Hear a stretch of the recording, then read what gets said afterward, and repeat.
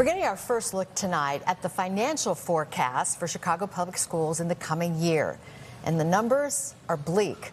Let's get right to Paris Schutz to break down the school budget for all of us. Paris. Allison, does this sound like deja vu here? You know, Chicago Public Schools, they've just unveiled their preliminary budget forecast, and they're sending all the individual schools their budgets, and some schools could stand to lose money as CPS once again has a massive hole it needs to fill for the coming school year. Here's a closer look at these numbers. It's a $10 billion document in total, featuring a gap of $732 million. That's nearly identical to last year's deficit. This comes as enrollment is declining, and part of this higher deficit number comes from big teacher raises of 4 to 5% that were part of last year's collective bargaining agreement with CTU.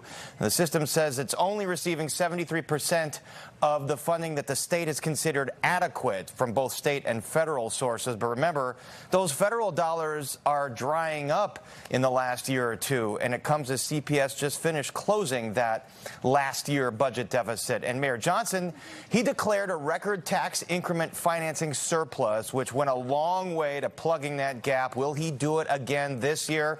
We're told that some schools are preparing for cuts to the classroom. Hard work now of crunching the numbers and closing that gap begins anew before CPS CEO Macklin King presents the budget before the Board of Education in August. There is a moratorium on any school closures, but with school board elections coming up, expect that debate to start raging hot over the next several months as this structural deficit goes on and on and on with declining enrollment numbers and ballooning pension and salary costs. And coming up at 6, we get reaction from Mayor Brandon Johnson and some of the other groups involved here. The stakeholders in CPS expect heated back and forth as the debate is only just beginning.